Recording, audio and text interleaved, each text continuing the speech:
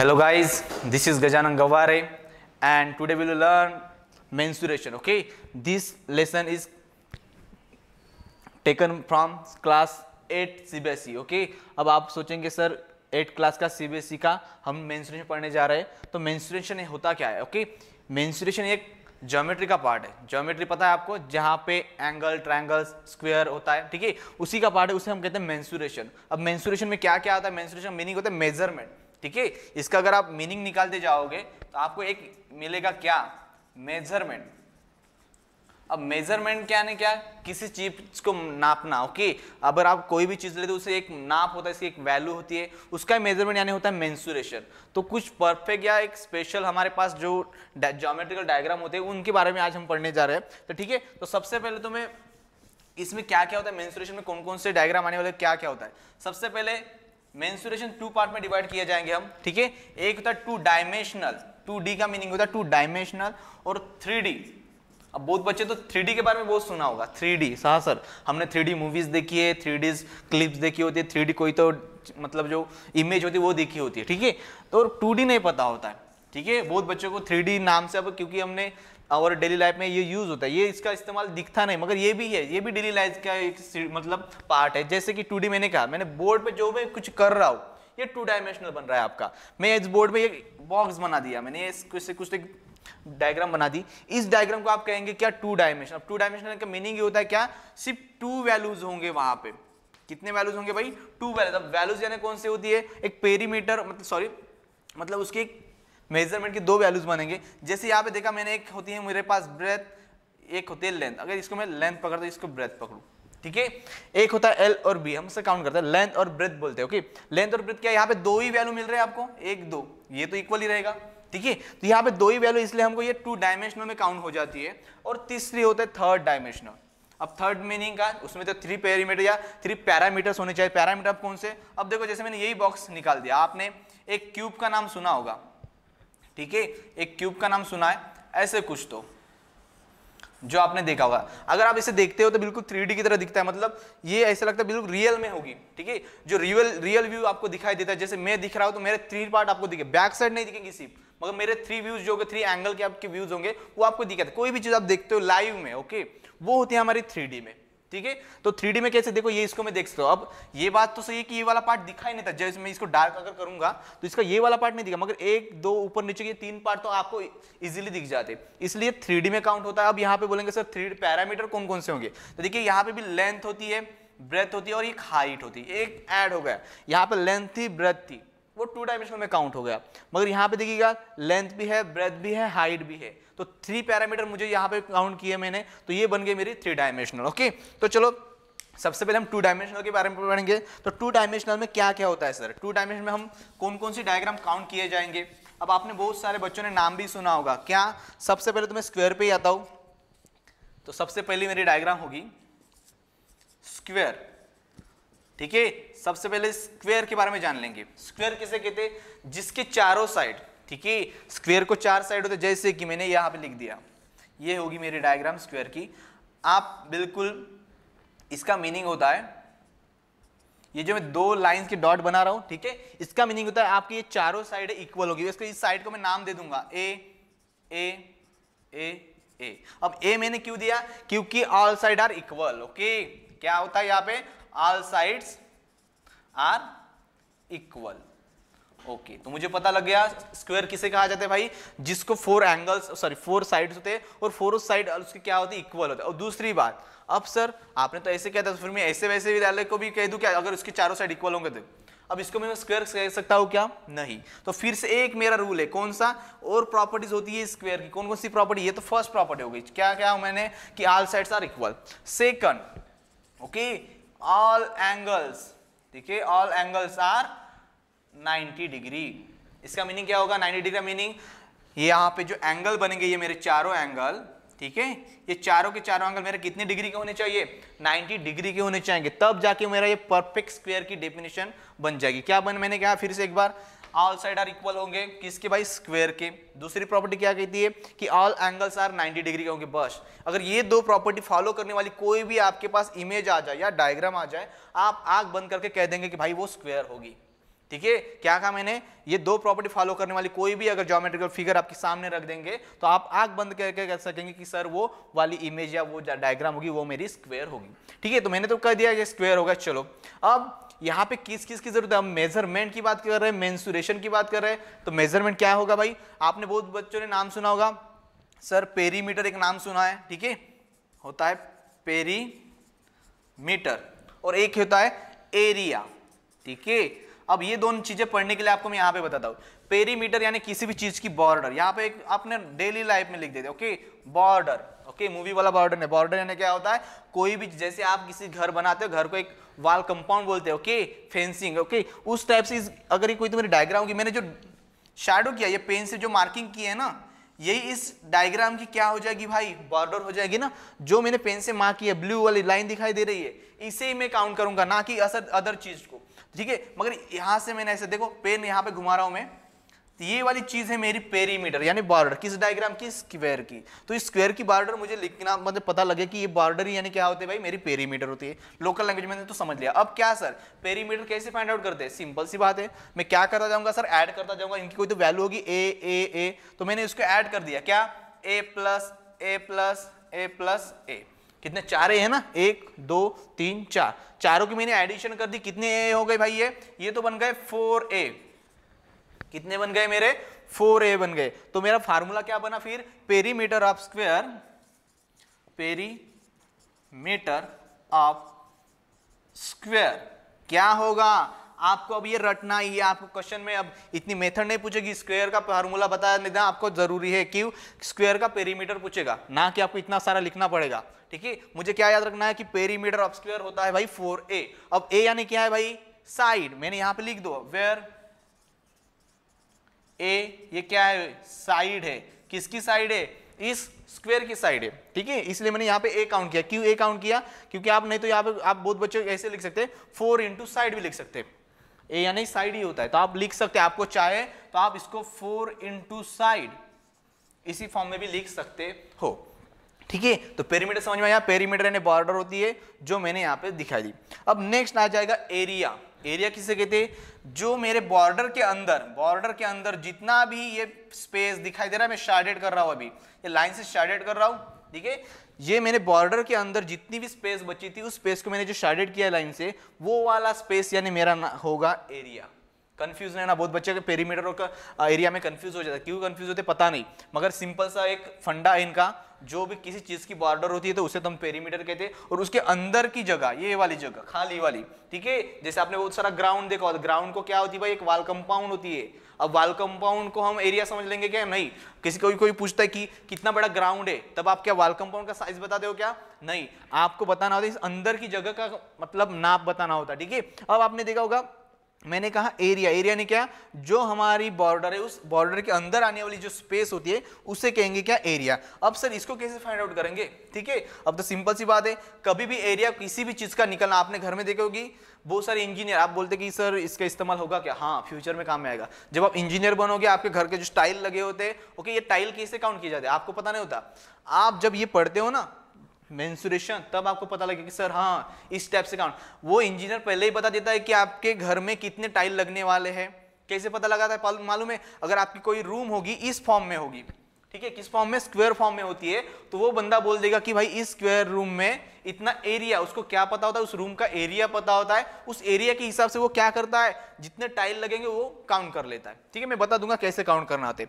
अब देखिए यहाँ पे एरिया है, तो एरिया का फार्मूला क्या बन जाएगा, फिर एरिया का फार्मूला बनता है, कभी भी एरिया निकालना होता है तो बेस इंटू हाइट, ओके, इस फॉर्म में होता है, ये बेस इंटू हाइट, मगर यहाँ पे बेस और हाइट इक्वली दिख रहे, ठीक है, बेस यानी नीचे वाला पार्ट, हाइट यानी अल्टीट्यूड, अल्टीट्यूड यानी ऊंची, ठीक है, बेस पार्ट ऊंची पार्ट, ओके, इन दोनों का मल्टीप्लिकेशन में जब करता हूं तो मतलब क्या हो जाएगा, यहाँ पे बन जाएगा मेरा तो डायरेक्टली a इंटू ए, ठीक है, a इंटू ए बनता है, कोई बच्चा इस फॉर्म में लिख सकते हैं इसको, a इंटू ए मतलब a का स्क्वायर होता है।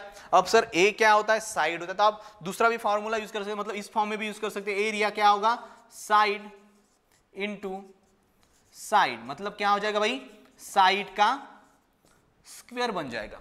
ठीक है, क्या बन गया, side into side is equal to side का स्क्वायर, किसका, इस स्क्वायर का एरिया। ठीक है, सिंपल फार्मूला आपको इतना ही याद रखना है, बाकी कुछ नहीं। क्वेश्चन आपको इतना सारा करने को नहीं पूछेगा, सिर्फ मुझे ये दो फार्मूले याद रखने। कौन कौन से फार्मूले? एक बार रिपीट, पेरीमीटर ऑफ स्क्वायर होगा 4a या 4 इंटू साइड, और एरिया ऑफ स्क्वायर होगा साइड इंटू साइड यानी साइड का स्क्वायर। ठीक है, चलो इसके बेस पे एक एग्जांपल ले लेते। ठीक है, एक एग्जांपल होगा, अगर साइड दी है, स्क्वायर में कभी भी एक ही साइड होती है, मतलब एक साइड मतलब उसकी वैल्यू एक ही होती है, तो वहां पे कंफ्यूजन, चार वैल्यू मतलब चार वैल्यू नहीं रहेंगे। क्वेश्चन में गिवन क्या होगा? एक ही वैल्यू गिवन होती है, उससे कहेंगे मुझे अंदाजा लगाना ही है कि मुझे अगर एक ही वैल्यू दी है तो वो क्या होगा?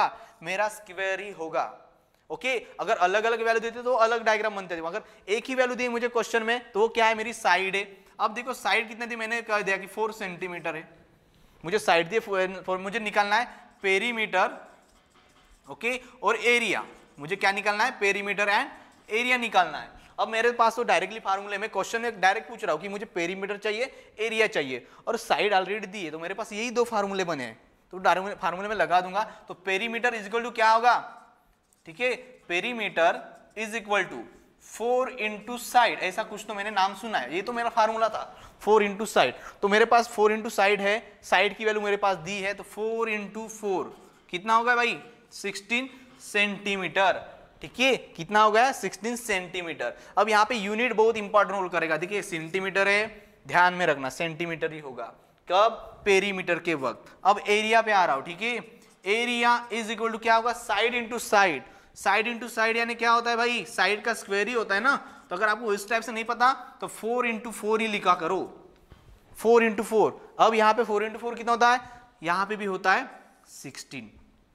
ठीक है, यहाँ पे भी क्या होता है? 16 होता है। अब सर यहाँ पे यूनिट क्या देंगे हम? यूनिट क्या होगा भाई? यहाँ पे सेंटीमीटर स्क्वायर होगा। चेंज है, दोनों में फर्क है, सेंटीमीटर और सेंटीमीटर स्क्वायर में फर्क होता है। बच्चे अगर ऐसा ही लिख देते तो ये क्वेश्चन आपका गलत हो जाएगा। अगर आपको लगता है कि सर ये बहुत ही सिली मिस्टेक है, बहुत माइनर मिस्टेक है, माइनर ही बड़ी चीज हो जाती है, तो आपको याद रखना है कि जब सेंटीमीटर इंटू, जब 4 इंटू 4 कर रहे हैं तो यहाँ पे एक दोनों के साथ तो सेंटीमीटर ही होता है ना, मतलब इस फॉर्म में लिख दो आपको 4 सेंटीमीटर इंटू 4 सेंटीमीटर। अब मैंने तो 4 को तो मल्टीप्लाई किया ही था, फिर सेंटीमीटर को भी मल्टीप्लाई करूंगा तो उसका भी बन जाएगा क्या? Centimetre into centimetre, centimetre square. अब यहाँ पे बोलेंगे तो यहाँ पे क्यों नहीं हुआ भाई? यहाँ पे एक ही साइड थी, 4 तो उसके साथ यूनिट नहीं होता कोई भी, ये 4 तो कॉमन था, मगर इस साइड के साथ एक ही सेंटीमीटर, तो वो सेंटीमीटर मैंने लिख दिया यहाँ पे, तो आपको लगता है तो इसके सामने सेंटीमीटर लगा दो। ठीक है, तो ये है आपके एग्जांपल किसके भाई? स्क्वायर के। नेक्स्ट होगा, आई होप आल बच्चों को समझ में आ जाएगा। नेक्स्ट होगा मेरा पॉइंट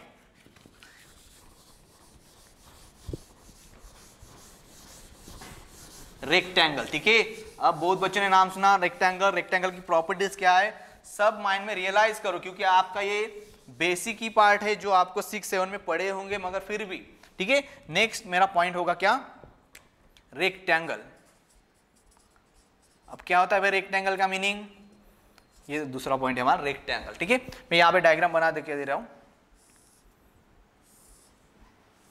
ओके, ये साइड और ये बाजू, इसको नाम भी दे देंगे ABCD। ठीक है, ये मेरा ABCD नाम का एक रेक्टेंगल है। यहाँ पे मैंने देखो थोड़ा डायग्राम पे फोकस कीजिएगा, ये दो लाइन दी है, इसका मीनिंग क्या है? ये ऊपर वाली और नीचे वाली जो साइड होगी इस रेक्टेंगल की वो इक्वल है। ठीक है, तो मैं इसको नाम दे देता हूँ। सपोज इसको मैंने A दिया तो ये भी A हो जाएगी। ठीक है, और इसको मैंने B दिया, ठीक है, इसको दिया तो ये भी B हो जाएगी। इसका मीनिंग क्या? इसकी वैल्यू और इसकी वैल्यू इक्वल होती है, इसकी वैल्यू और इसकी वैल्यू इक्वल होती है। मतलब क्या हुआ? एक तो रूल बन गया सर यहाँ पे क्या कि जब रेक्टेंगल हम बनाते हैं तो रेक्टेंगल की फर्स्ट प्रॉपर्टीज होती है क्या? फर्स्ट प्रॉपर्टी कहती है कि क्या? Opposite sides are equal. Okay, opposite sides क्या होती है? इक्वल। देख लीजिएगा आप, ए इसका मीनिंग होता है दोनों की जो साइड की वैल्यू होगी वो इक्वल हो। ठीक है, दूसरा point all angles. Okay, all angles are 90 degree. देखिए ये बॉक्सेस ऐसे बना है, इसका मीनिंग होता है 90 डिग्री। ठीक है, तो सेकंड प्रॉपर्टी मुझे क्या पता लगी कि अपोजिट साइड्स इक्वल होती है, देख लिया आपने। Okay, all angles are 90 degree के होते हैं, वो भी मैंने यहाँ पे लिख लिया। ठीक है, इससे कहते हैं रेक्टेंगल। ठीक है, अब ज्यादा डीपली में जाऊंगा नहीं, फिलहाल इतना तो समझ लीजिए कि अपोजिट जो साइड होती है उसकी एनी टू, वो क्या होती है, इक्वल होती है, एंगल भी उसकी 90 डिग्री की होती है। अब सर यहाँ पे भी मैं आ जाता हूँ, कहाँ पे, यहाँ पे भी दो फार्मूले लगते हैं मेरा, एक होता है पेरीमीटर, ठीक है, मैंने इसके पहले भी कहा था जो स्क्वायर में पढ़ा वही यहाँ पे भी पढ़ेंगे। पेरीमीटर का मीनिंग ये होता है बॉर्डर भाई, तो इसकी भी बॉर्डर की बात करेंगे, तो इसकी बॉर्डर कौन है, यही है ना, पूरा एबीसीडी की जो बॉर्डर होगी, जो मैं अभी फिर से शेडेड कर रहा हूँ, ठीक है, ये होती है बॉर्डर। तो यहाँ पे बॉर्डर की वैल्यू दी है, ए है, बी है, तो ऐड कर लेंगे। पेरीमीटर ने क्या होता है, ए प्लस बी प्लस ए प्लस बी, ठीक है, ए प्लस बी प्लस ए प्लस बी, ये वैल्यू होंगी इस साइड की, वो मैंने वैल्यू को एडिशन कर दी। अब देखिए मैंने एडिशन करने के बाद मुझे क्या दिखाई दे रहा है, यहाँ पे भी है, यहाँ पे भी है, तो ये 2a हुआ, प्लस b यहाँ पे भी है, b यहाँ पे भी है, तो ये बन गया मेरा 2b, तो ये 2b हुआ। अब मैंने फिर से पढ़ा, सर यहाँ पे 2 कॉमन दिखाई दे रहा है आपको, 2a प्लस 2b, तो 2 को बाहर निकाल लो, चलो 2 को मैंने बाहर निकाला, तो ये बन जाएगा a प्लस बी, ठीक है, ये क्या बना भाई, a प्लस बी बना। तो मुझे तो इक्वेशन फॉर्म चाहिए सर, मुझे तो ये कॉमन नंबर नहीं दिख रहा, तो आप एक काम करेंगे, इसको a की जगह आप क्या करेंगे, a तो रहने दो यहाँ पे, इसको लिखेंगे लेंथ, ओके, इसको लिखेंगे ब्रेथ। अब ये है मेरी लेंथ और ये है मेरी ब्रेथ, तो यहां पे मैं क्या बन जाएगा ये भाई, ये बन जाएगा क्या, perimeter is equal to twice in bracket, okay, perimeter is equal to in bracket twice in bracket length length plus breadth, L plus B. L plus B का मीनिंग होता है लेंथ प्लस ब्रेथ, ओके, आपको यहाँ पे समझना, B का meaning वो नहीं होगा, यहाँ पे लिख दूंगा मैं, वेयर L क्या होगी, हमारी लेंथ होगी, और B का मीनिंग होता है ब्रेथ होगी, ठीक है। तो ये होती है क्या, पेरीमीटर ऑफ रेक्टेंगल। क्या कहा मैंने, किस टाइप से निकाला, मैंने सिर्फ एडिशन की, साइड की, पूरे साइड की एडिशन की, मुझे कुछ ऐसा इक्वेशन मिला। अब ये ए और बी क्या है भाई, लेंथ और ब्रेथ, ये देखो लेंथ इसे कहते हैं, इसे ब्रेथ कहते हैं, इन दोनों की एडिशन है, 2 कॉमन था, तो ये फार्मूला मेरा बनेगा। ये फार्मूला क्या कह रहा है, perimeter is equal to twice in bracket length plus breadth, याद रहना चाहिए आपको, कंफ्यूज नहीं करेंगे, ठीक है। पेरीमीटर इज इक्वल टू क्या हो जाएगा, in bracket 2L plus B, ठीक है। नेक्स्ट मेरा बनेगा सेकंड फार्मूला एरिया का, ठीक है।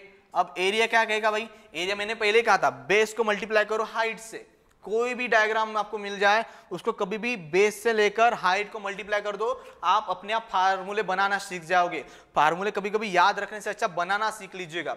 कोई बच्चा रट्टा मार लेता है, फिर याद ही नहीं रहता कैसे क्या था, इसके लिए बेसिक फंडा समझ में आओ। पेरीमीटर यानी मुझे पता होना चाहिए कि एडिशन होती है भाई साइड की, फिर मैं खुद बना लूंगा ये वाला चीज। आप बोलेंगे सिर्फ रट्टा मार के जाएंगे पेरीमीटर, फिर बहुत सारे डायग्राम है, अभी एक तो रेक्टेंगल ही नहीं है मेरे पास, ऐसे बहुत सारे डायग्राम है जो आपको कंफ्यूज करेंगे, उससे अच्छा मैं क्या बनाना सीख लूं। अगर फार्मूले बनाना सीखे तो आप कभी भूलोगी नहीं, ठीक है, तो आपको ये पता लग जाएगा। इसके बाद एरिया आता है, एरिया ने मैंने पहले कहा था, ये इसके अंदर का, बॉर्डर के अंदर का जो भी शेडेड एरिया होगा ये वाला, ठीक है, इसे कहेंगे हम एरिया। अब एरिया निकालना होता है कभी भी बेस मतलब लेंथ इनटू ब्रेथ कर दो, आपको आंसर मिल जाएगा। मतलब क्या हो जाएगा भाई, लेंथ इनटू या मल्टीप्लाई, ये हो जाएगा ब्रेथ, तब आपका आंसर बनता है क्या, एरिया। तो आपको इसको शॉर्ट फॉर्म में लिखिएगा, area is equal to L into B, इस फॉर्म में भी लिखेंगे और याद रखेंगे, सिर्फ मल्टीप्लाई करना है, लेंथ को ब्रेथ के साथ मल्टीप्लाई कर दो, आपको रेक्टेंगल का क्या मिल जाएगा भाई, एरिया मिल जाएगा, और पेरीमीटर क्या हो जाएगा। अब देखिए यहाँ पे एक एग्जांपल आपके तौर पे, यहाँ पे फिर से अगर मुझे एग्जांपल है, ठीक है, लेंथ दी होती है कितनी 5 सेंटीमीटर और ब्रेथ भी दी है 2 सेंटीमीटर, और मुझे कहा कि भाई पेरीमीटर निकालो, ओके, एंड एरिया निकालो।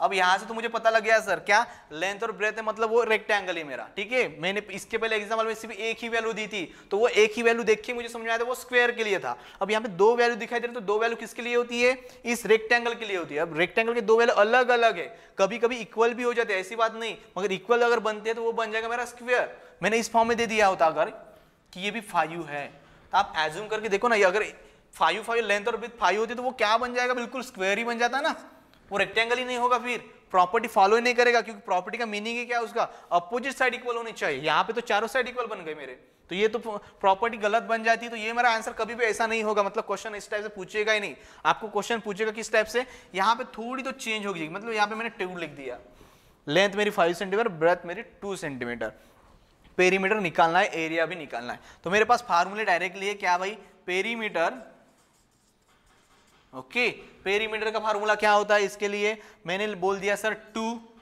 इंटू इन ब्रैकेट में क्या होता है, लेंथ प्लस ब्रेथ होता है, ठीक है, 2 इन ब्रैकेट में लेंथ प्लस ब्रेथ होता है। तो मैंने फिर से वैल्यू पुट कर दी, क्या है गिवन वैल्यू जो भी हो वो वैल्यू पुट कर दो, एल की वैल्यू है, बी की वैल्यू है, एल प्लस ये कितना हो जाएगा, एल प्लस मतलब 5 प्लस 2 कितना होता है भाई, 5 प्लस 2 7 होगा, ठीक है। तो इस ब्रैकेट का मीनिंग, बहुत बच्चे कंफ्यूज इसमें भी होते हैं, देखिएगा ये ब्रैकेट होता है तो यहाँ पे कोई सिंबल नहीं दिखता तो बच्चे बोलते हैं सर ये क्या होता है, मल्टीप्लाई होता है वहां पे। किसी भी ब्रैकेट को इस फॉर्म में मैं लिखता हूं, ओके, बाद में ये सॉल्व करने के बाद ये वाली जो टर्म होती है इसका मीनिंग होता है यहाँ पे मल्टीप्लाई है, ठीक है। अगर साइन नहीं, अगर ये इस साइन को दिया नहीं होता इसका मीनिंग होता है मल्टीप्लाई है, अगर दिया होता है तो अलग साइन होगा, प्लस डिवीजन अगर साइन होता है वो देख ही रहेगा, मगर नहीं दिया होता इसका मीनिंग होता है कि आपके यहाँ पे मल्टीप्लाई का साइन है। तो देखिएगा तो सॉल्व करने के बाद आपको आंसर मिलेगा ये 7 मतलब ये 14 सेंटीमीटर, ठीक है। पेरीमीटर क्या मिला मुझे इस रेक्टेंगल का भाई, 14 सेंटीमीटर मिला। अब एरिया निकालेंगे तो एरिया के लिए क्या हो जाएगा, area is equal to length into breadth, दोनों का मल्टीप्लाई कर दो भाई, लेंथ इंटू ब्रेथ यानी क्या 5 इंटू 2 आंसर बन जाएगा 10 सेंटीमीटर स्क्वायर। मैं यूनिट पे फोकस कर रहा हूं, यहाँ पे देखिएगा 14 सेंटीमीटर है, यहाँ पे मैंने एरिया, जब भी एरिया आता है क्योंकि वहां पे दो पैरामीटर एक दूसरे को मल्टीप्लाई करते हैं, यहाँ पे उतना नहीं होता, यहाँ पे पैरामीटर मल्टीप्लाई नहीं करते, यहाँ पे एडिशन हो रही है, देखिए यहाँ पे होता है एडिशन और यहाँ पे होता है मल्टीप्लीकेशन, यो मतलब ये वाला फर्क आपको समझ में आना चाहिए, ठीक है। उसके बाद ये भी समझ में आया होगा आई होप, ठीक है।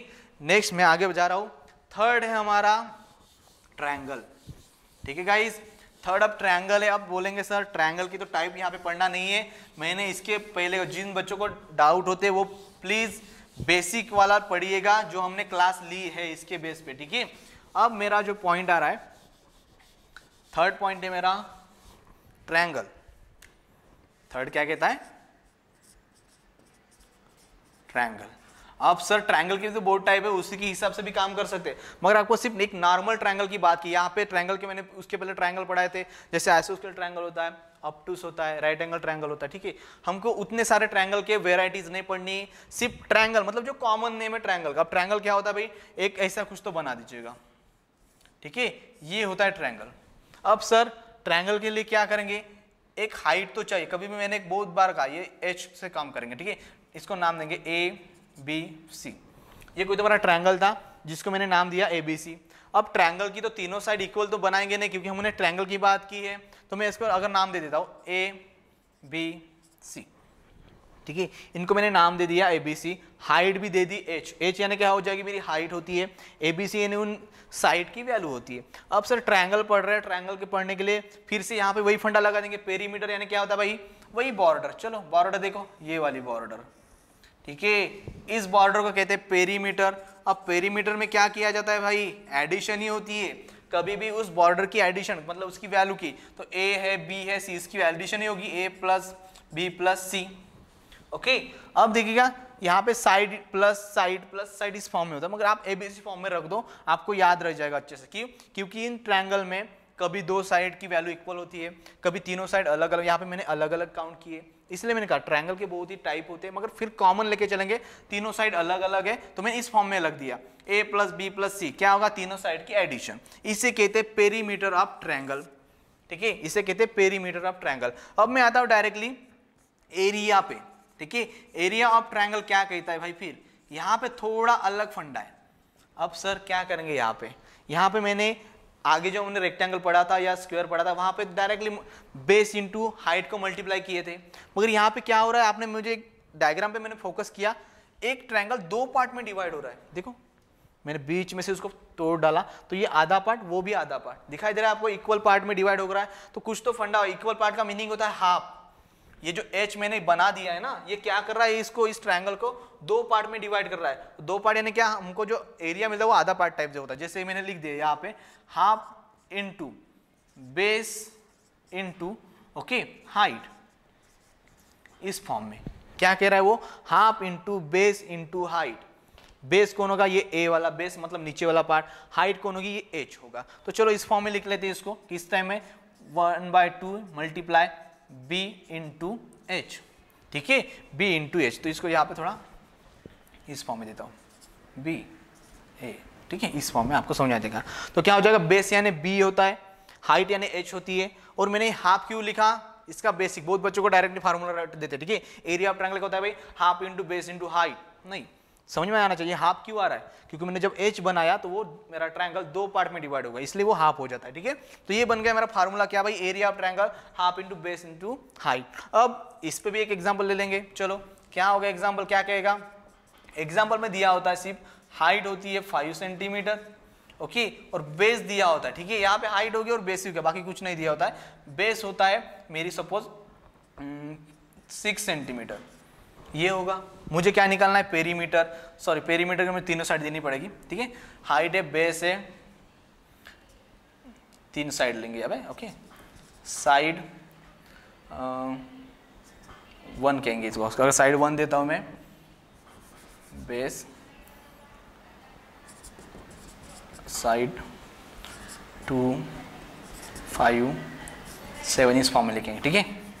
और बेस वाला जो होगा ये बेस पकड़ के चलेंगे, ये होगा मेरा बेस।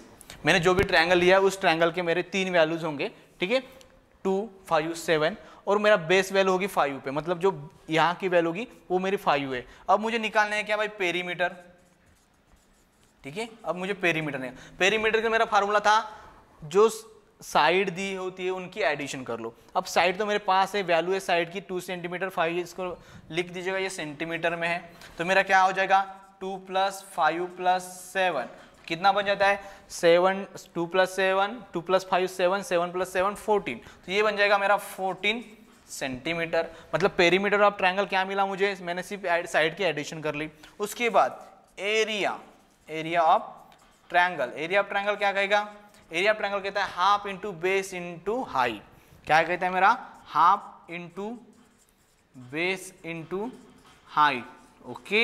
यहाँ पे आपको पहचान में आना चाहिए, इसलिए मैंने यहाँ पे बेस लिखा, ठीक है। तो मुझे बेस भी पता है क्या, 1/2 डी मल्टीप्लाई बेस से मेरा 5 मल्टीप्लाई हाइट कितनी दी है, हाइट भी मेरी 5 दी है, चलो 5। अब मुझे जब इसको सॉल्व करता हूँ तो 5 × 5 कितना हो जाता है भाई 25 डिवाइडेड बाई 2, और 25 का आधा कितना होता है, 25 का आधा होता है 12.5 सेंटीमीटर स्क्वायर, ठीक है। यहाँ पे मैंने सेंटीमीटर स्क्वायर क्यों लगा दिया, फिर से देखो बेस इंटू हाइट, दो पैरामीटर मुझे यहाँ पे मल्टीप्लाई करने पड़े, इसलिए यहाँ पे सेंटीमीटर स्क्वायर है, और यहाँ पे मैंने 4 सेंटीमीटर लिख दिया, ठीक है। तो ये होता है हमारा ट्रायंगल के बारे में, जो है मेरी, ये है हमारे 2 डायमेंशनल, ठीक है। मेंसुरेशन का जो फर्स्ट पार्ट है 2 डायमेंशनल वाला, जहाँ पे आपको स्क्वायर है, रेक्टेंगल है, ट्रायंगल है, ठीक है। ये तीनों चीजें दी है, उसके अलावा यहाँ पे सिलेबस में नहीं है, तो हम ये तीनों ही चीजें पढ़ेंगे। उसके बाद नेक्स्ट मेरा 3 डायमेंशनल, ठीक है।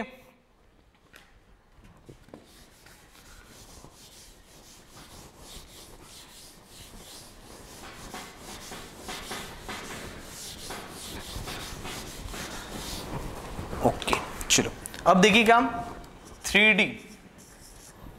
3D में क्या होता है, मैंने अभी कहा 3 डायमेंशन में 3 पैरामीटर होंगे, ठीक है। एक होगी लेंथ, एक होगी ब्रेथ, एक होगी हाइट, ठीक है। ये 3 चीजें जब इस 3 डायमेंशनल में होते तो उसे कहते हैं 3 डायमेंशनल ज्योमेट्री या 3 डायमेंशनल आप फिगर कह सकते हैं। अब सर ये निकालने में तकलीफ नहीं होती, बहुत चीजें आपने देखी होगी, तो सबसे पहले मैं फर्स्ट फिगर लेना चाहता हूं किसकी भाई, क्यूब की, ठीक है। अब बहुत बच्चे क्यूब देखे होंगे, डाइस देखा होगा आप, जब लूडो खेलते हो, लूडो में जो डाइस होता है वो बिल्कुल क्यूब होता है, ठीक है। आपने क्यूब में क्या, अब क्या आता है, क्यूब की भी प्रॉपर्टी पढ़ा दूंगा मैं आपको।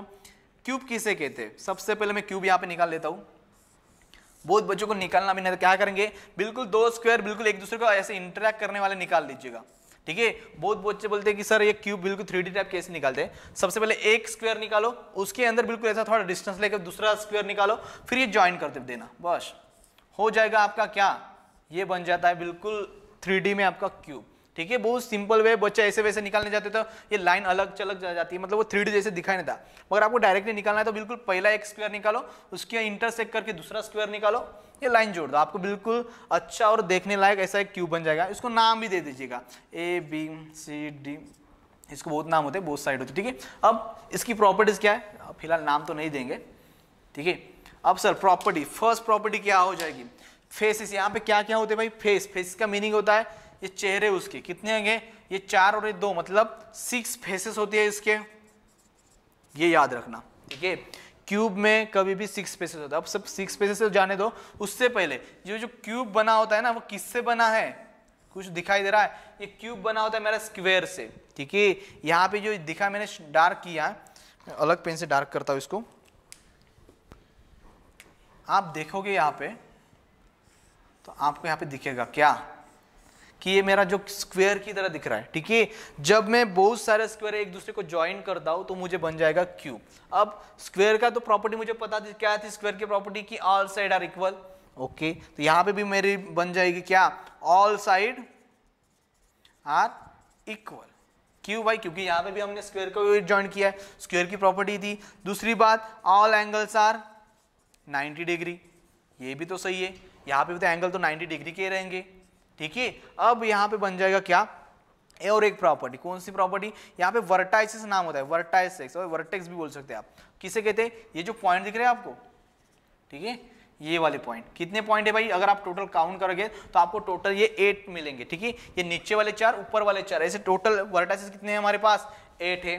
फेसेस कितने हैं? फेसेस यानी ये चेहरा 1 2 3 4 5 और ये ऊपर वाला 6। ऐसे काउंट करेंगे तो थोड़ा कंफ्यूज हो जाता है, मगर आप अच्छे से, आपके पास कोई अगर होता ही चीज, जैसे आप मैंने कहा था डाइस है आपके पास घर में, देखिएगा उसको 6 फेसेस होते हैं, इसलिए हम दो डाइस जो होता है उसमें मैक्सिमम नंबर 6 होता है। आपने देखा होगा, क्यों? क्योंकि वहां पे 6 फेसेस होता है, ठीक है। तो ये 6 फेसेस है, वर्टाइसिस 8 है हमारे पास। उसके बाद ऑल एंगल्स उसके 90 डिग्री के होते हैं, ऑल साइड भी इक्वल होते हैं, ठीक है। मतलब ये साइड सब इक्वल होते हैं। तो यहाँ पे मैंने क्या कहा? All side are equal. तो लेंथ, ओके, जो मेरी लेंथ होगी, मेरी ब्रेथ होगी और मेरी जो हाइट होगी ना, वो सब इक्वल होंगी। मैंने देखो साइन दिया है यहाँ पे इक्वल का, ठीक है। तो इसका मीनिंग क्या होगा? L = B = H। यहाँ पे तो फंडा क्लियर हो गया मेरा, क्या कि मेरी सारे की सारी जिसके साइड जो होगी, लेंथ ब्रेथ हाइट सब इक्वल है। अब सर इसमें क्या पेरीमीटर आता है, क्या एरिया आता है, क्या? नहीं। अब जैसे मेरे 3 डायमेंशनल आ जाते हैं, यहाँ पे पेरीमीटर वर्ड नहीं लगेगा। पेरीमीटर किस में निकाल सकते थे हम? सिर्फ 2 डायमेंशनल में। 3 डायमेंशनल में क्या होता है भाई? 3 डायमेंशनल में होता है वॉल्यूम, ठीक है। एक होता है वॉल्यूम और दूसरा होता है सरफेस एरिया। सरफेस एरिया, देखिए क्या, अब वॉल्यूम यानी सरफेस एरिया में क्या फर्क होता है, ठीक है। जैसे मैंने कहा कोई तो एक बॉल है, बॉल को मुझे ढकना है, तो मैं उसे एक रुमाल से ढकता हूं, तो उसके ऊपर मैं एक रुमाल डालूंगा, ठीक है। समझ में आ रहा है? मुझे सरफेस वॉल्यूम यानी क्या होता है? सॉरी, सबसे पहले वॉल्यूम के बारे में बात करेंगे। वॉल्यूम यानी कोई भी चीज होगी उसके अंदर कितनी कैपेसिटी होती है कोई चीज समाने की। जैसे मैंने एक बकेट की बात की, तो बकेट का वॉल्यूम पूछूंगा मैं, तो बकेट का वॉल्यूम यानी क्या होता है? बकेट में पानी की कैपेसिटी स्टोर करने की कितनी होती है उस बकेट की, उसे कहा जाता है वॉल्यूम, ओके। जैसे ग्लास की भी बात करेंगे, ग्लास बिल्कुल एक सिलेंडर की तरह दिखता है, उसमें आप पानी लेते हो तो पानी कितना वो स्टोर कर सकता है, ओके। वो कैपेसिटी को कहा जाता है वॉल्यूम। अब आ जाएंगे सरफेस एरिया पे। सर ये सरफेस एरिया क्या होता है? किसी चीज को ढकने के लिए, जैसे हम कार को कवर करते हैं, तो क्या कार को अंदर से भी कवर करते हैं? क्या नहीं, सिर्फ ऊपर ऊपर ढकते हैं ना।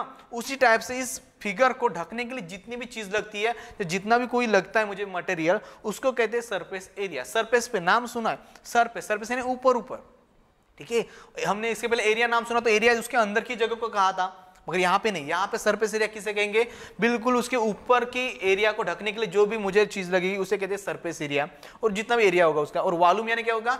अंदर उसके मटेरियल के, वो जो सॉलिड मटेरियल हो गया, जो भी मतलब वॉल्यूम होगा, उसके अंदर जितनी भी कैपेसिटी उसे कहते हैं वॉल्यूम। अब देखो पढ़ लेंगे थोड़ा इसके बारे में। मैंने तो पहले ही कहा था ये लेंथ होगी, ये ब्रेथ और ये हाइट होती है, ठीक है। इस डायग्राम में मुझे लेंथ मिली, ब्रेथ मिली, हाइट मिली, और कंडीशन मेरी क्या थी? ये कंडीशन है। कौन सी कंडीशन है? कि लेंथ ब्रेथ हाइट सब इक्वल है। चलो इक्वल तो है। अब मुझे निकालना था वॉल्यूम। वॉल्यूम निकालने के लिए क्या निकालना, मतलब क्या करना पड़ता है? इन तीनों चीज का मल्टीप्लिकेशन। जैसे हमने एरिया के लिए लेंथ इंटू ब्रेथ किया था तो मुझे एरिया मिला था, वैसे ही वॉल्यूम निकालना होता है, तो length into breath into height. अगर जब आप तीनों पैरामीटर को मल्टीप्लाई करते हो तो आपको मिलता है वॉल्यूम, ठीक है। तो यहाँ पे सिंपल आपको याद क्या रखना है? Length into breath into height. अब सर यहाँ पे तो आपने लेंथ ब्रेथ हाइट ले ली, मगर रूल के हिसाब से आपको जब क्वेश्चन आएगा क्यूब में सिर्फ एक ही वैल्यू दी होगी, एक वैल्यू। अब इसका मीनिंग क्या? और बोलेगा वॉल्यूम निकालो, कंफ्यूज नहीं होना। एक वैल्यू दे देगी आपको, बोलेगा साइड, ऐसे सपोज साइड दे या 5 सेंटीमीटर, और बोलेगा वॉल्यूम निकालो। तो बच्चों का आप इसमें स्क्वायर की वैल्यू निकालोगे? नहीं, स्क्वायर में वॉल्यूम होता ही नहीं है। वॉल्यूम किस में होता है भाई? वॉल्यूम तो क्यूब में होता है और क्यूब के ऑल साइड इक्वल होते तब जाके वो एक ही साइड देंगे आपको क्वेश्चन में। क्यों कहा? क्योंकि लेंथ, ब्रेथ और हाइट जो होगी वो सब 5 5 5 इस फॉर्म में होती है। इसलिए यहाँ का जो फार्मूला बनता है वो होता है L इंटू, अगर मैं काउंट करता हूँ BH को भी LL पकड़ लेता हूँ तो ये L इंटू L होता है और इसका फार्मूला बन जाएगा L क्यूब। ठीक है, मीनिंग क्या होता है? आप इससे कह सकते हैं साइड का क्यूब। देखिएगा फार्मूले कैसे बदल रहे हैं, आपको सिर्फ समझना है, फार्मूले समझ में आता है तो सब आ जाएगा। तो वॉल्यूम जो होता है मेरा क्या बन जाएगा? साइड का क्यूब। अब कौन साइड है भाई? L है, B है, H है, साइड तो सब इक्वल है, इक्वल है। कंडीशन क्या होगी मेरी? साइड का क्यूब। बस यही फार्मूला मैं फिर यहाँ पे लगा दूंगा, 5 का क्यूब बना दूंगा या 5 इंटू 5 इंटू 5 इस टाइप से भी लिखता हूँ तो भी आंसर मिलता है, या 5 का क्यूब बनाता हूँ फिर भी इस स्टेप से आंसर मिलता है। अब सर सरफेस एरिया कैसे निकालेंगे? ठीक है, सरफेस एरिया में भी दो टाइप होते हैं, एक होता है क्या? लैटरल या कर्व सरफेस एरिया, और एक होता है टोटल सरफेस एरिया। ठीक है, तो यहाँ पे आपके क्वेश्चन के हिसाब से तो डायरेक्टली मुझे टोटल सरफेस एरिया ही दिया है तो मैं डायरेक्टली टोटल सरफेस एरिया पे जाऊंगा। ठीक है, अब सर टोटल सरफेस एरिया कैसे निकाल देंगे? चलो देख लेंगे। कितने फेसेस थे? मैंने पहले ही कहा था सर 6 फेसेस थे। चलो तो 6 फेसेस तो रहेंगे ही भाई, रहेंगे। उसके बाद एक फेस किसके बराबर है? मैंने पहले ही कहा था इसका एक फेस बिल्कुल मेरे स्क्वायर की तरह दिखता है भाई। किसकी तरह दिखता है? स्क्वायर। और मुझे याद है कि स्क्वायर का फार्मूला मैंने फर्स्ट में ही पढ़ा था। स्क्वायर का एरिया क्या कहा? स्क्वायर का जो एरिया था भाई वो मेरा साइड का तो स्क्वायर ही बना था ना, इतना तो याद है कि स्क्वायर का जो एरिया था वो साइड इंटू साइड यानी साइड का स्क्वायर। तो मेरे पास सरफेस एरिया अब क्यूब निकालना है और कितने फेसेस है, कितने मतलब स्क्वायर बन गए? 1 2 3 4 5 6, तो 6 मल्टीप्लाई साइड का square, 6 multiply plus into side का स्क्वायर, तो ये बन जाएगा मेरा सरफेस एरिया ऑफ किसका? क्यूब का। क्या हुआ भाई? Side into sorry 6 into side का स्क्वायर। और वॉल्यूम क्या बनता है? वॉल्यूम डायरेक्टली आप याद करोगे साइड का क्यूब। ठीक है, शॉर्ट फॉर्म में क्या ऐसे याद करोगे? वॉल्यूम जो होगा इस क्यूब का साइड का क्यूब हो जाएगा और सरफेस एरिया जो होता है वो 6 इंटू साइड का स्क्वायर बन जाता है। ठीक है, एग्जाम्पल आपके सामने रख दिया मैंने, इसी फॉर्म को मैंने करके दिखाता हूँ।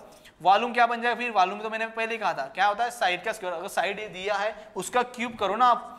मैंने बेसिक एक लेक्चर लिया था क्यूब वगैरह, आपको वो लेक्चर देखना है। ठीक है, अगर मैं 5 का क्यूब बनाता हूं तो क्या बनेगा? वो 5 इंटू 5 इंटू 5, और आप जब इसको सॉल्व करते हो तो आपको आंसर मिलता है कितना? 125 सेंटीमीटर। अब सर वॉल्यूम में यहाँ पे मैं सेंटीमीटर लिखूँ का क्या लिखूँ? सेंटीमीटर स्क्वायर लिखूँ? भाई नाम ही दिया है क्यूब। अब जब ये 3 बार आ गए तो 3 बार मेरा सेंटीमीटर सेंटीमीटर सेंटीमीटर आ गया, तो 3 बार आ गए तो इसका मीनिंग क्या हो गया? Centimetre cube. ऑप्शन में आपके पास होते हैं ऐसे option 120 centimetre, okay 125 centimetre square, और ये एक ऑप्शन ये भी होता है। अब ये 3 ऑप्शन दिए होते हैं, बच्चे तो आंसर निकाल लेते हैं पर कोई कोई बच्चे इस यूनिट पे ध्यान नहीं देते। ठीक है, बच्चे कंफ्यूज, आंसर तो सब सेम है, सिर्फ यूनिट पे फर्क है। अब जिसको फंडा क्लियर पता होता है कि यूनिट में भी मल्टीप्लिकेशन हो रहा है, उसका यूनिट भी क्यूब बनता है, कब? क्यूब के वक्त। स्क्वायर कब बनता है? उस एरिया के वक्त, तब जाके वो बिल्कुल फंडा क्लियर करेगा। अदरवाइज आप कॉम्पिटिटिव में हो या स्कूल में, आपको स्कूल में भी ऑब्जेक्टिव होता है, ये क्वेश्चन यही पे घुमा लेगा आपको। ठीक है, तो क्या याद रखना है आपको? यहाँ पे क्यूब होता है सर, ना कि स्क्वायर ना सेंटीमीटर ओनली ऑन। ठीक है, आपको पता होना चाहिए जब वॉल्यूम निकालते हैं तो वॉल्यूम मल्टीप्लाई किया जाता है तो साइड का क्यूब होता है, तो आपका सेंटीमीटर या जो भी यूनिट होगा यहाँ पे उसका क्यूब बनेगा। ठीक है, उसके बाद आप देखेंगे यहाँ पे सर फिर सरफेस एरिया कैसे निकालेंगे? ठीक है, अब सरफेस एरिया का तो फार्मूला मुझे पता है, कैसे निकालूंगा? अगर मुझे सरफेस एरिया निकालना होता है तो क्या होता है भाई? 6 इंटू साइड का स्क्वायर, ये भी सही है। अब 6 इंटू साइड कितनी दी थी मेरे यहाँ पे? 5 सेंटीमीटर, तो 5 का स्क्वायर कितना होता है? ये होता है 25। ओके, और 25 मल्टीप्लाई 6 कर दो, क्या होगा? 6 5 30, ये 3 कैरी हुआ, 6 2 12, 12 और 3 15।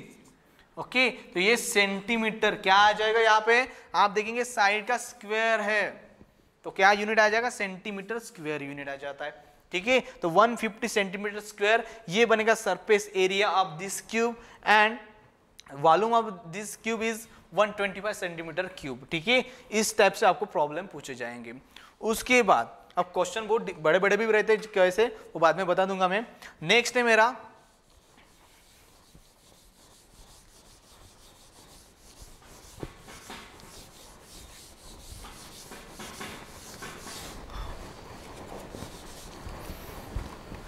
ये तो क्यूब था, सेकंड होगा मेरा क्यूबॉइड। ठीक है, क्यूबॉइड। क्यूबॉइड, अब मैंने कहा क्यूब किससे बना था भाई, स्क्वायर से बना था, तो क्यूबॉइड अब किससे बना होगा, रेक्टेंगल प्लस स्क्वायर से। ठीक है, देखो डायग्राम भी देख लेंगे तब आपको अच्छे से समझ में आ जाएगा। ये तो रेक्टेंगल है सर, ठीक है, रेक्टेंगल, फिर भी ये भी कैसे बनाना था मैंने बता दिया था, बिल्कुल इस फॉर्म में बनाइएगा आपको।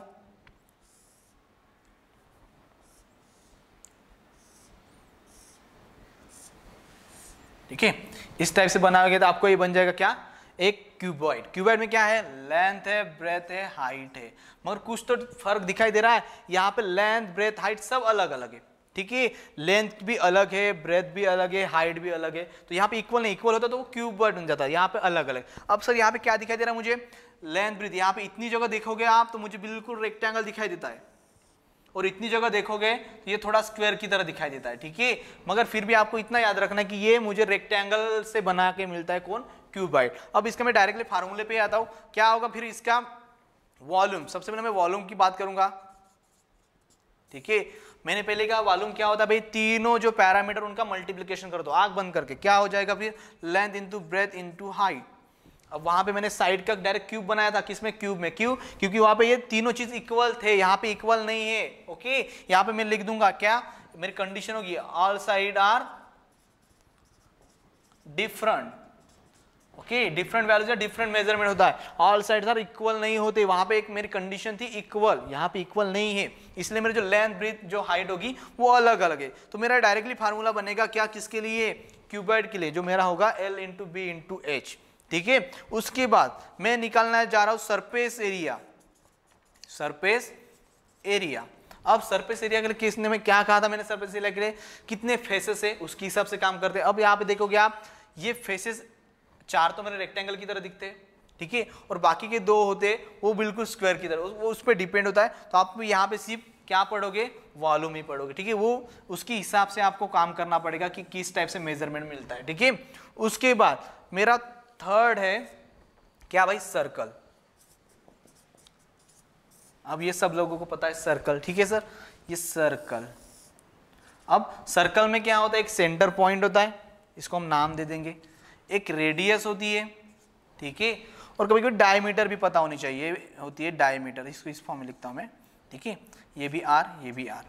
अब सर सर्कल में क्या होता है, सर्कल में आप देखोगे कि एक फार्मूला होता है, इसका भी एक सर्कल का क्या होता है। अब यहाँ पे बोलेंगे सर पेरीमीटर होता है क्या, नहीं। ठीक है, यहाँ पे होता, सॉरी ये सर्कल तो हम तो उसमें पढ़ना था, अरे गलती हो गई, जाने दो इसको, मैं यहाँ पे स्फीयर पढ़ा लेता हूँ। ठीक है, स्फीयर, ठीक है, स्फीयर तो मैं यहाँ पे इस फॉर्म में निकालता हूँ।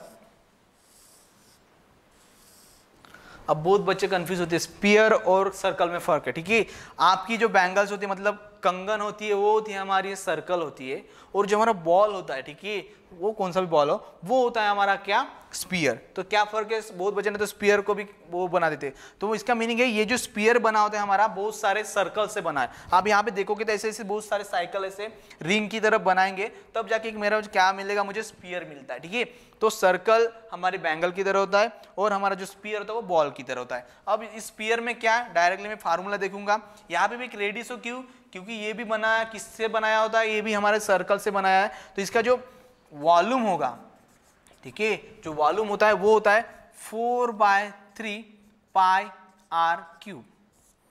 ठीक है, ये डायरेक्टली आपको रटना ही है, 4/3 इंटू पाई आर क्यूब। अब बहुत सारे बच्चों ने ये आया फार्मूला क्रिएट करने के लिए, इसका थोड़ा अलग तरीका है, तो आपको ये डायरेक्टली पता होना चाहिए 4/3 पाई आर क्यूब। अब बहुत बच्चों को सिर्फ यहाँ पे पाई की वैल्यू पता होनी चाहिए, ये पाई एक मैथमेटिकल सिंबल है, इसकी कोई तो एक प्रॉपर वैल्यू है, जो वैल्यू आप लिखता हो यहाँ पे 22/7 और 3.14।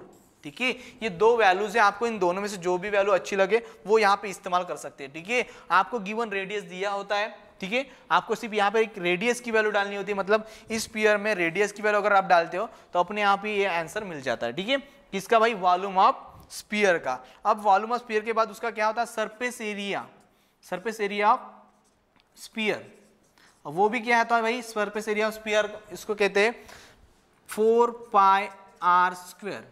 ठीक है, 4πr²। ये होता है हमारा क्या, सरफेस एरिया ऑफ स्पीयर। अब यहाँ पे भी वही फंडा है, आपको सिर्फ आर पता होना चाहिए, क्योंकि ये पाई तो गिवन होता है, आपको याद ही रखना है 22/7 और 3.14। और ये आर की अगर वैल्यू, कभी कभी आपको कंफ्यूज करने के लिए डायमीटर दिया होता है, ठीक है, डायमीटर। अब डायमीटर का मीनिंग होता है आर प्लस आर, जब भी डायमीटर दे उसको आधा कर दीजिएगा, आपको रेडियस मिल जाएगी, ठीक है। तो हमको यहाँ पे रेडियस की जरूरत होती है, तो आपको डायमीटर देकर कंफ्यूज करेंगे, तब आपको सिर्फ उस डायमीटर को 2 से डिवाइड कर देना, आपको आंसर मिल जाएगा रेडियस का, ठीक है। तो ये है मेरा लास्ट पॉइंट जो स्फीयर आपके टॉपिक का। आई होप ये बेसिक आपको अच्छे से समझ में आया होगा। प्लीज इस वीडियो को लाइक कीजिएगा और हमारे चैनल को प्लीज सब्सक्राइब कीजिएगा। Thank you.